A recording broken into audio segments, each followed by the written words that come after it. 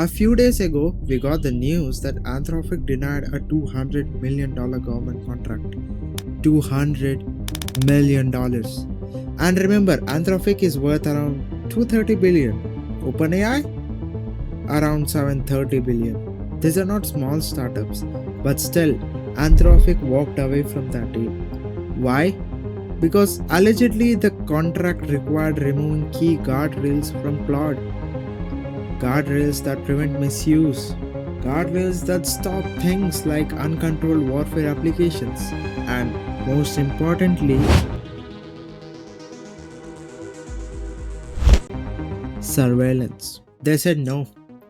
And here's the part that triggered people. OpenAI accepted a government deal. And immediately people started asking, is ChatGPT going to be used for war? Internal affairs? Surveillance? Are the guardrails gone? And that's where panic started. ChatGPT released a long explanation post, almost 20 slides, explaining what they have done. But if you open the comment section, it's filled with people quitting, canceling subscriptions, deleting accounts, and most importantly, moving to Claude. There are literally pages like Quit GPT, which is dedicated to help people quit GPT and move to a different platform. Even influencers are talking about switching, and those videos are not even sponsored. Even though they don't make tutorial videos, they are helping people to switch from GPT to Claude. People have discovered methods to export their chats, memory, and their data that was in GPT to Claude so it gets more personalized instantly. This has turned into a crisis. People are noticing one more thing. GPT feels different, more stubborn, less willing to admit mistakes. Before, you could literally convince GPT that 2 plus 2 is 5 and it would apologize to you and agree.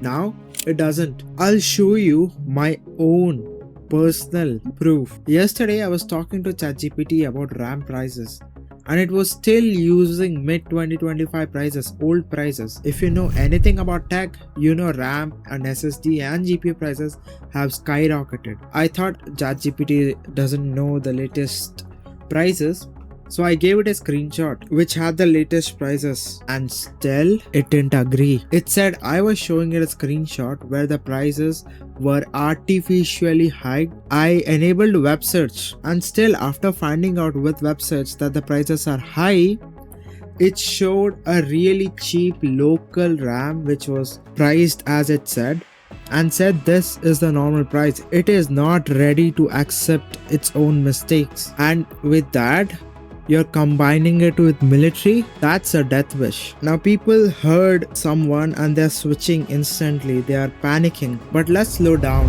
There's a lot to uncover. We should also understand that OpenAI has to make money. It is a non-profit company, but today it's still a loss-making company running on investors' money. Training these models costs billions.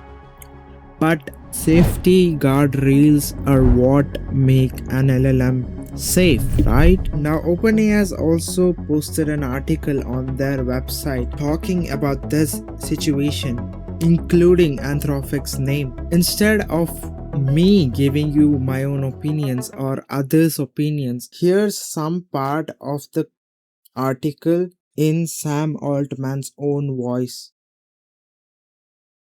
Throughout our discussions, the department made clear it shares our commitment to ensuring our tools will not be used for domestic surveillance. To make our principles as clear as possible, we work together to add additional language to our agreement.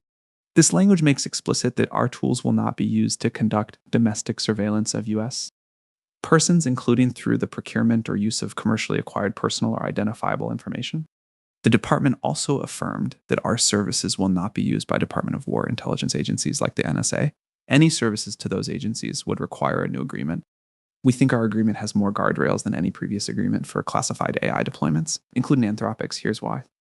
We have 3 main red lines that guide our work with the DOU, which are generally shared by several other frontier labs. No use of OpenAI technology for mass domestic surveillance. No use of OpenAI technology to direct autonomous weapon systems. No use of OpenAI technology for high-stakes automated decisions, EG systems such as social credit. Other AI labs have reduced or removed their safety guardrails and relied primarily on usage policies as their primary safeguards in national security deployments.